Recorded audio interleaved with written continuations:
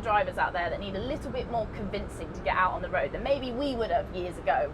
And this is exactly what Citroën thought and came up with the perfect antidote, which is what I am sat in right now. Whether you can still call this a car or not. I mean, it's so small and it's so slow that technically it's not a car, it's a quadricycle.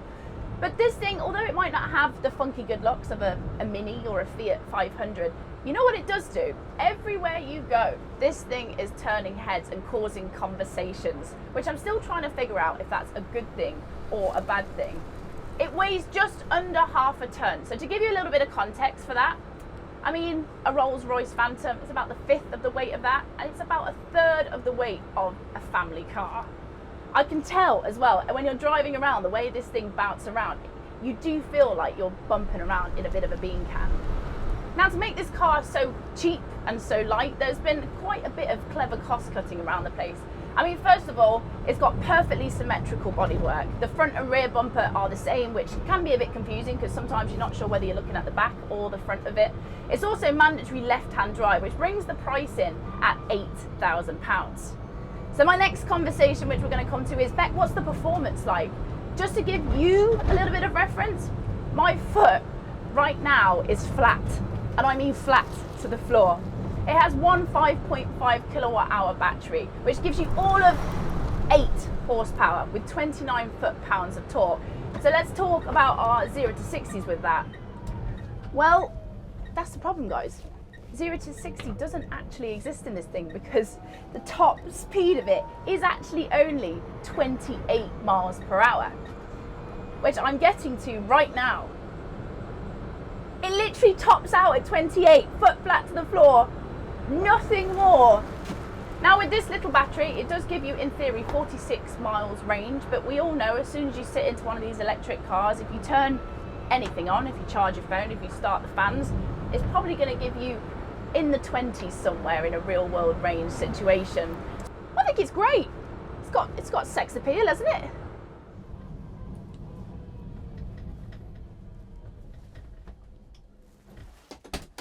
There are a few nods to the old school though. It has 2 keys, one to unlock it and one to start it.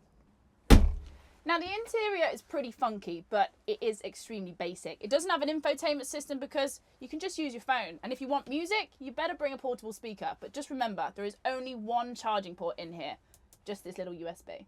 Thanks to this vehicle's smallness, it isn't very practical. I mean, you've got a small space here where you can put cargo and you can maybe fit your shopping behind the seats here. But Citroën themselves think that this is going to be more of a small urban delivery vehicle and you can tailor it with a cargo pack to suit. On a positive note, it has a cracking handbrake on it. I'd love to see if this thing can actually do a handbrake turn. To be fair, the handbrake is good on it though.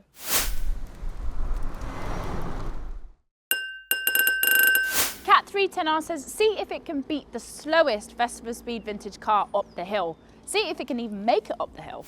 Right, Georgina. The slowest run up the hill climb at the festival speed was 114.32 seconds. Shall we see if we can beat that? Yeah, go on then. We're going to left foot brake, we're in D. You ready? Handbrake's down. 3, 2, 1, go.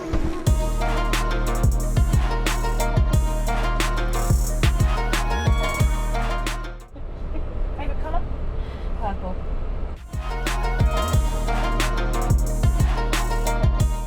Favourite takeaway? Oh, good old Chinese.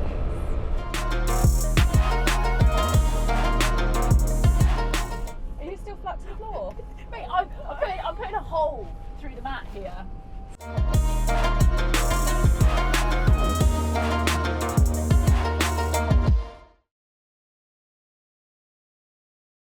Three, two, one, stop!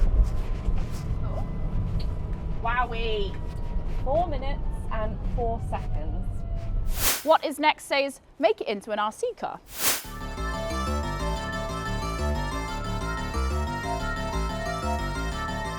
I mean, this is fun, but I'd much rather be in there doing it myself. MXMDA says, drift it.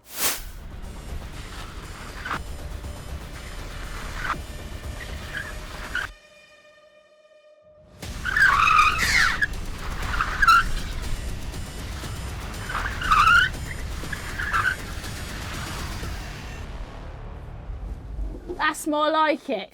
Watching Michael says, a tug of war between this and 2 mobility scooters. Well, as much as we'd like to try this one, I'm pretty sure our producers are going to say it's a health and safety nightmare. So I did a little bit of a Google search, and it says that the average mobility scooter has 650 watts of power, which equates to about 0.87 mechanical horsepower. Then I did another search, and it said that the average healthy human produces 1.2 horsepower. So by my maths, if you get 2 healthy staff members, that about equates to average mobility scooters. Should we give it a go?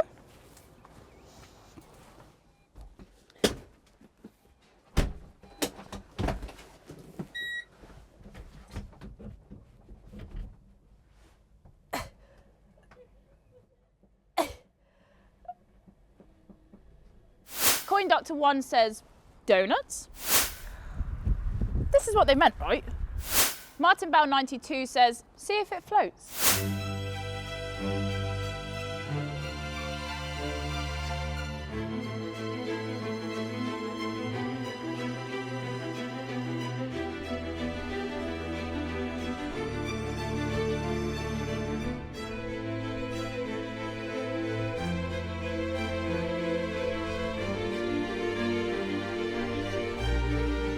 So in reality, the Citroen Ami, does it really work? I don't know. I think in the real world it gets a little bit unstuck. Motorways, forget about it. A roads, I wouldn't advise it. Any kind of national speed limit, you're not even getting close to it. It is very small, it's very light, it is quite scary. I mean, it doesn't give you any of the protection or insulation from the outside world that most cars, in fact any car does. But you know what it does have is bags of character. It's so cute. It's got people looking at it wherever you go. They've got a big smile on their face. Now, I'm trying to still figure out whether they're laughing at me or laughing with me. But all that matters is if you're enjoying it. Would I have one of these? I'm not entirely sure. I think it has to find its place in your life. I think actually this would be the perfect pit vehicle. You can put tyres in it, tools in it. It's all plastics inside, so you wouldn't be worried about the interior. It's a quirky little machine. You know what? I think we could make it work. What do you think?